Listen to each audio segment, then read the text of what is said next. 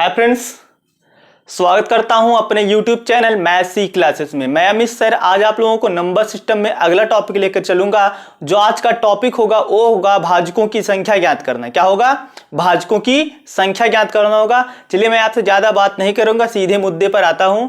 और हमें आपको पढ़ाना है भाजकों की संख्या ज्ञात करना। इसमें टाइप फर्स्ट लिखिएगा और इसमें क्वेश्चन लिखिएगा। क्वेश्चन क्या है? आपका प्रश्न यह है कि 243 कुल कितनी संख्याओं से विभाजित है? 243 कुल कितनी संख्याओं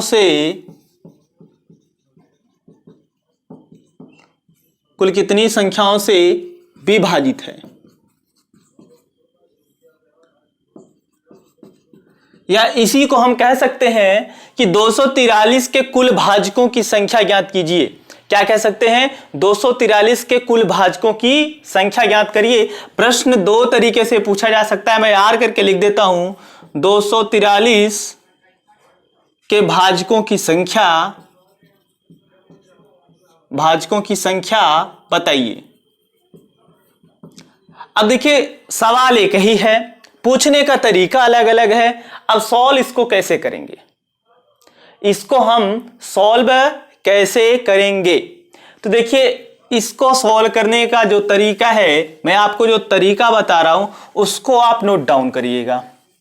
देखिए, जब इस प्रकार से प्रश्न आए, आपसे कुल विभाजित संख्या या भाजकों की संख्या पूछे, तो आप सीधे सीधे जो संख्या दिया गया होगा उसका आप फैक्टर निकालोगे, उसको गुणनखंड के रूप में तोड़ोगे। इसको आप क्या करोगे? गुणनखंड के रूप में तोड़ोगे। तो हम कहेंगे ये 243 का जो गुणनखंड होगा ये क्या होगा? आप इसको एलसीएम मेथड से जैसे करते आए हो वैसे ही निकाल लेना। तो मैं बता रहा हूं, ये आपका हो जाएगा 3 गुणे 3 गुणे 3 गुणे 3, 3 त्रिका 9 त्रिक 27 तिया 81 तिया 243। हमने 243 को तोड़ दिया, ये 3 गुणे 3 गुणे 3 गुणे 3 गुणे के 3 के रूप में बन गया। क्या बना? ये 3 गुणे या 3 के फैक्टर में बन गया। तो हम क्या करेंगे? मेरा पहला काम यह था कि हमने 243 को फैक्टर के रूप में तोड़ दिया। अब तोड़ने के बाद हम इसको घात के रूप में बनाएंगे। क्या करेंगे? घात के रूप में बनाएंगे। तो मैं अब देखिए, आधार समान है, इसका घात 1, इसका घात 1, इसका घात 1, इसका घात 1, इसका घात 1 माना जाता है। नहीं दिया है तो माना जाता है। ठीक, अब ये आधार समान रहने पर घात आपस में जुड़ जाते हैं। ये घातांक का नियम है, आधार और घातांक का नियम है कि जब आधार समान है तो घात आपस में क्या हो जाएंगे? जुड़ जाएंगे। तो हमने क्या किया? इसको जोड़ा तो ये हो गया 3 के पावर 5। 3 के पावर 5 हमने इस रूप में निकाल लिया। लेकिन अभी भी मेरा उत्तर नहीं आया है। तो मेरा उत्तर कैसे आएगा? मेरा आंसर कैसे आएगा? उसके लिए क्या करना है? एक नियम याद रखना है कि भाजकों की संख्या जो होती है, हम कहेंगे भाजकों की संख्या बराबर, ये नियम है, फार्मूला है, इसको कहते हैं घात प्लस 1। क्या कहते हैं? घात प्लस 1। ये आपका रूल है। ये आपका क्या है? रूल है, घात प्लस 1। तो हम क्या करेंगे? इसका जो मेरा आंसर होगा भाजकों की संख्या बराबर, तो आप कहोगे भाजकों की संख्या बराबर घात प्लस 1। तो घात कितना है भाई? 5 है। हम कहेंगे 5 प्लस 1 बराबर कितना? 6। यानी 243 कुल कितनी संख्याओं से विभाजित है? 6। ये तो आप उत्तर जान गए।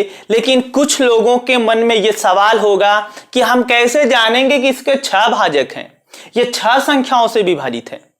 तो उसके लिए भी आपको मैं बता देता हूं कि ये कैसे 6 संख्याओं से विभाजित है। पहले आप इसको नोट कर लीजिए, फिर मैं आपको आगे लेकर चलता हूं। इसको नोट करिए। चलिए, इसको हम जानेंगे कि बेसिक से कैसे लगाएंगे या इसके कौन कौन से गुणनखंड होंगे या कौन कौन से भाजक होंगे। तो ये 243 आपको जानना है कि कौन कौन संख्या से ये विभाजित होगा, कौन सी संख्या से विभाजित होगा। तो चलिए आप भाग देके चेक कर लीजिएगा, मैं इसको बता रहा हूं कि ये 243 के जो भाजक होंगे, 243 के भाजक जो होंगे, 243 के भाजक हैं, तो 243 1 से विभाजित होगा, क्लियर होगा, 3 से होगा, 1 से होगा, 3 से होगा, 9 से होगा, 1 से होगा, 3 से हुआ, 9 से हुआ, इसके बाद ये 27 से हुआ, इसके बाद ये 81 से होगा, इसके बाद ये खुद 243 से होगा। खुद किससे होगा? 243 से। किससे किससे हुआ? 1 से हुआ, 3 से हुआ, 9 से हुआ, 27 से हुआ, 81 से हुआ, 243 से। काउंट करिए 1 2 3 4 5 6, यानी इसके कुल कितने भाजक निकल के आए? 6। इसके कुल कितने भाजक निकल के आए? 6। तो आई होप कि आपको ये पूरा समझ में आया होगा। अगर आपको नहीं समझ में आता है तो एक बार आप इसको रिवर्स करके देख लीजिएगा, वीडियो को पॉज करके अच्छे से समझ लीजिएगा। चलिए मैं एक दूसरा प्रश्न लेता हूं। अब मैं जो प्रश्न लूंगा आपको फार्मूले से लगाना पड़ेगा, ये बेसिक आपको नहीं दिखाना। एग्जाम में आपको ये नहीं दिखाना है कि हमको कितना ज्ञान है, हमें आंसर लाना है, सही आंसर लाना है, बात खत्म। मैं एक प्रश्न बोलूं कि मैं कह दूं कि ये 512, क्या 512, बताओ आप कि 512 कुल कितनी संख्याओं से विभाजित होगा या 512 के कुल कितने भाजक होंगे? जरा आप करिए। तो आप कहोगे भाई कि इस 512 को हम गुणनखंड के रूप में तोड़ेंगे, तो मैं आपको इमीडिएटली बता देता हूं कि इसको कैसे करोगे। देखो थोड़ा सा कैलकुलेशन आपका तेज होना चाहिए। तो आप कहोगे 512 ये 8 का क्यूब है। किसका क्यूब है? 8 का क्यूब है। अब 8 का क्यूब है तो इसको हम तोड़ सकते हैं 2 का क्यूब के का क्यूब, 2 का क्यूब का क्यूब। तो 2 का क्यूब ये कितना हुआ? 2 का क्यूब ये हो गया 2 के पावर 9, पावर का पावर में गुणा हो गया, 2 के पावर 9। अब हमसे पूछा है भाजकों की संख्या, तो आप कहोगे भाजकों की संख्या बराबर, भाजकों की संख्या बराबर घात प्लस 1 होता है। फार्मूला हमने बताया, घात प्लस 1 होता है। घात कितना इसका? 9, तो 9 प्लस 1 बराबर कितना? 10।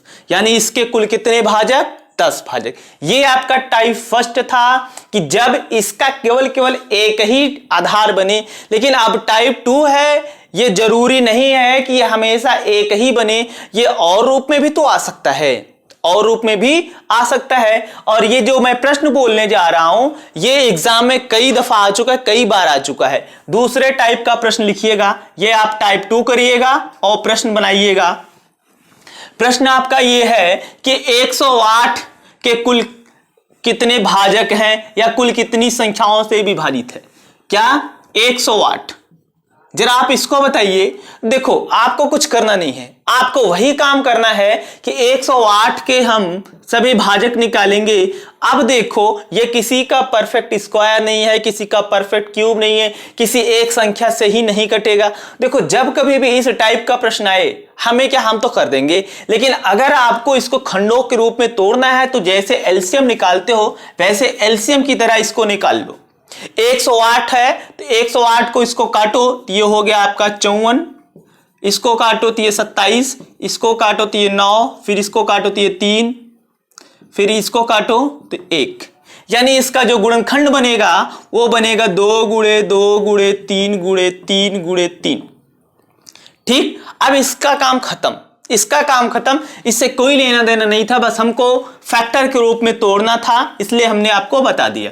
अब देखो ये 2 का 2 बार गुणा है तो इसको कहेंगे 2 घाते 2, क्लियर।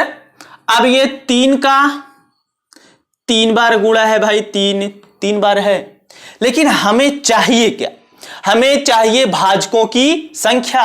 तो हम कहेंगे भाजकों की संख्या बराबर, भाजकों की संख्या बराबर, फार्मूला क्या पता है?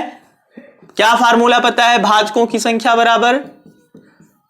भाजकों की संख्या बराबर क्या फार्मूला पता है आपको, घात प्लस एक।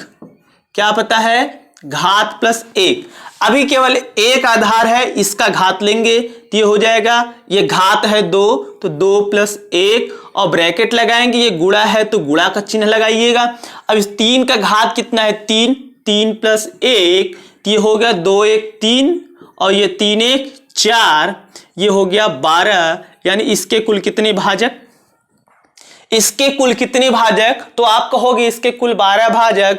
घर पे बैठिएगा आराम से 108 के सभी भाजक निकालकर हमको बताइएगा, कमेंट करके बताइएगा कि 108 के कौन कौन से भाजक हैं। और 12 या 12 आना चाहिए, ना तो 12 से कम ना तो 12 से ज्यादा, आपका आंसर गलत हो जाएगा अगर 12 से कम या 12 से ज्यादा आता है। क्लियर है, नोट करिए। फिर एक दूसरा प्रश्न लेकर चलते हैं, नोट करिए, टाइप सेकंड का दूसरा प्रश्न लेकर चलते हैं। दूसरा प्रश्न ये होगा आपका, मैं कह दूं, चलिए मैं कहता हूं कि 1001 के भाजकों की कुल संख्या बताइए।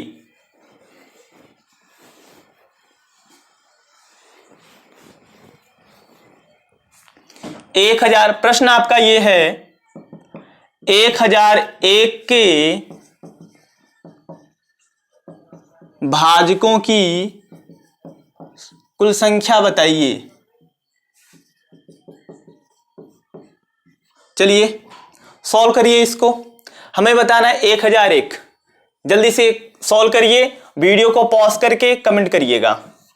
कमेंट आप लोग जरूर किया करें, क्या मैं सही बता रहा हूं, क्या गलत बता रहा हूं, हाँ किस तरीके से और बताना चाहिए कि आपको अच्छे से समझ में आए। क्लियर, तो आज वीडियो देखना तो कमेंट जरूर करना। करिए इसको। चलिए हम उसी तरीके से करेंगे। 1001 को तोड़ेंगे, ये टूटेगा 7 गुणे 11 गुणे 13 से। मैं बता दे रहा हूं ये थोड़ा सा टफ होता। ये 7 गुणे 11 गुणे 13 से, इसका पावर 1, इसका भी पावर 1, इसका भी पावर 1। हमें क्या चाहिए, भाजकों की कुल संख्या, भाजकों की कुल संख्या। तो फार्मूला क्या पता है, भाजकों की कुल संख्या बराबर घात प्लस 1। क्या पता है, घात प्लस 1। क्लियर, तो क्या होगा भाई भाजकों की संख्या, पहले एक आधार है, इसका घात कितना 1 तो ये हो गया 1 प्लस 1, तो ये घात एक फार्मूले में +1 गुणे इसका भी 1 तो 1 प्लस 1, इसका भी घात 1 तो 1 प्लस 1। क्लियर, ये हो गया 2 गुणे 2 गुणे 2, गुणा करोगे 8, यानी इसके कुल कितने भाजक, 8 भाजक। इसके कुल कितने भाजक, 8 भाजक। नोट करिए, इसके बाद आपको टाइप थर्ड पर लेकर चलूंगा, जिसमें आपको सीखना है अभाज्य भाजकों की संख्या बताना। क्या, अभाज्य भाजकों की संख्या बताना। वो लगेगा इसी प्रकार से, प्रश्न दूसरा बनता है, तरीका थोड़ा सा बदल जाएगा, रहेगा यही प्रश्न। नोट करिए, फिर आगे लेकर चलते हैं।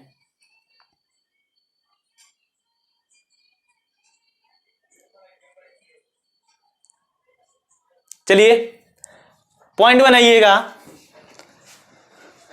टाइप थर्ड अभाज्य भाजकों की संख्या।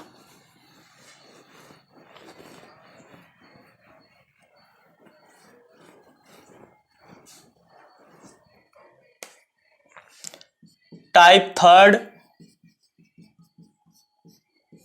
ब्रैकेट में अभाज्य भाजकों की संख्या ज्ञात करना। अभाज्य भाजकों की संख्या ज्ञात करना।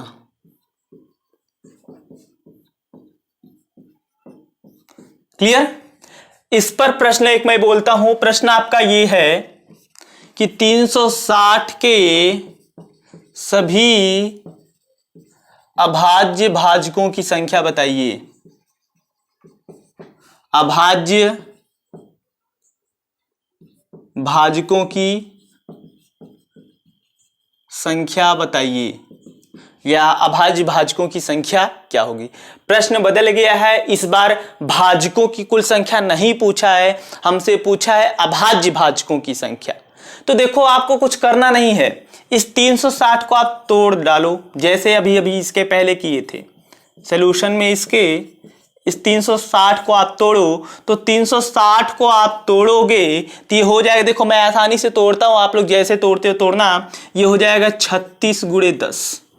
क्लियर? 36 को तोड़ोगे 2 दूना 4, तिहाई 12, तिहाई 36। 10 को तोड़ोगे 2 गुणे 5, ये 2 यहाँ 1 यहाँ, ये हो गया 2 गुणे या 2 के पावर 3 गुणे 3 यहाँ 2 बार, 3 गुणे 2 और 5 है 5 की पावर 1।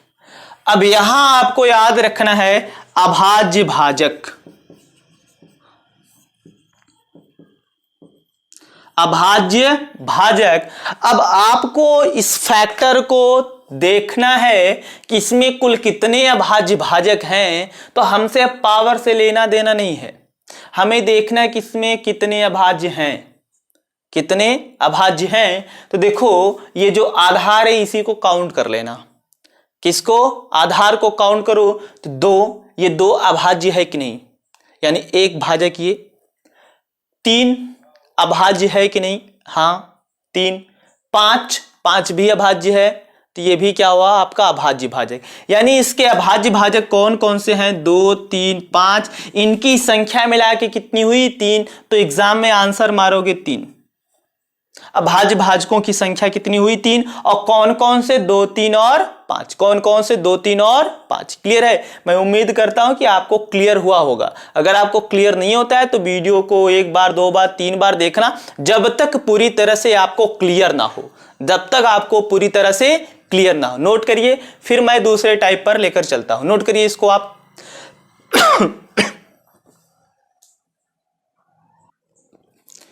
चलिए अब हमको जानना है टाइप 4। क्या जानना है? टाइप 4। टाइप 4 में हमको क्या पढ़ना है? पढ़ना है हमको अभाज्य खंडों की कुल संख्या। क्या पढ़ना है? अभाज्य खंडों की कुल संख्या ज्ञात करना। अब देखिए अभाज्य खंडों की कुल संख्या, अभी इसके पहले आपने पढ़ा था अभाज्य भाजकों की संख्या। अब बोला है अभाज्य खंडों या अभाज्य भाजकों की कुल संख्या ज्ञात करना। तो कैसे ज्ञात करोगे? उसमें हम एक प्रश्न लेकर चलते हैं। प्रश्न आपका ये है, जैसे मैं कह दूं कि 27 गुणे 31 गुणे 45 गुणे 121 गुणे और कुछ कर दूं, जैसे मैं कर दूं 101। ठीक? और आपसे आप पूछ ले कि इसके कुल अभाज्य खंडों की संख्या बताइए, कि अभाज्य खंडों की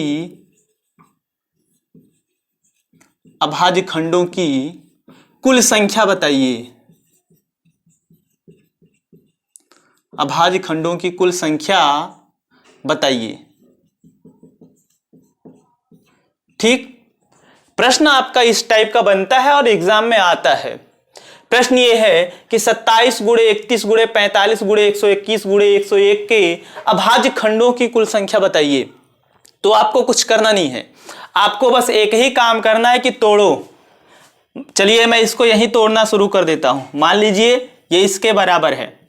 ठीक? 27 को तोड़ोगे तो 3 गुणे 3 गुणे 3, ब्रैकेट लगा दो, यहीं से क्लियर हो जाएगा आंसर भी। 31 नहीं टूटेगा। क्लियर? 31 को वैसे ही रहने दीजिए। 45 को तोड़ोगे तो आ जाएगा 3 गुणे 3 गुणे 5।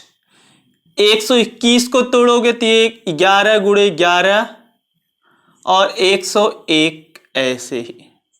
क्लियर? अब आप चाहे बिरादरी को एक तरफ करो, मतलब 3 का फैक्टर हो 3 को एक साथ लिखिए, 5 का है तो 5 का एक साथ नहीं लिखोगे तब भी कोई दिक्कत नहीं है। क्लियर? हमें चाहिए अभाज्य खंडों की कुल संख्या, कि जब आप ऐसे इस टाइप के प्रश्न को आप तोड़ दोगे खंडों के रूप में और यहीं से काउंट कर लो कुल कितने हैं, वही आंसर। देखो 1 2 3 4 5 6 7 8 9 10, यानी इसके कुल कितने अभाज्य खंड? 10। तो आप कहोगे अभाज्य खंडों की कुल संख्या 10। अभाज्य खंडों की कुल संख्या कितनी? 10। क्लियर है? हमने क्या किया कि इसको तोड़ा और काउंट कर लिया कुल कितने खंड बने, वही आपके अभाज्य खंड हैं। अब देखो इसमें कोई ऐसी संख्या है जो भाज्य है नहीं। देखो 3, ये भी अभाज्य, ये भी सब अभाज्य हैं, सब अभाज्य खंड है। यानी अभाज्य खंडों की कुल संख्या कितनी हुई? 10। क्लियर है? यानी इस टाइप का कोई भी प्रश्न आएगा आप कर ले जाओगे। क्लियर है? अगर कर ले जाओगे तो आप कमेंट बॉक्स में यस करना, अगर नहीं कर पाते हो तो आप जरूर कमेंट करना कि नो हमें नहीं समझ में आया, फिर से बताइए। तो मैं आपके लिए फिर से 5-10 मिनट का वीडियो बना दूंगा, इसी टॉपिक को फिर से क्लियर कर दूंगा। अगर आपको क्लियर हो गया हो तो कमेंट में जरूर कमेंट करिएगा यस कि हमको समझ में आ गया है। क्लियर? तो आज के लिए बस इतना ही। अगर आपको हमारा वीडियो अच्छा लगे तो इसको फैला दो, सभी जगह फैला दो, जिससे और जरूरतमंदों के पास पहुंच जाए। क्लियर? क्लियर है ना? अब इसके बाद जो हमें अगला टॉपिक पढ़ना है वो है भाजकों का योगफल ज्ञात करना। क्या? भाजकों का योगफल। तो आज के लिए बस इतना ही।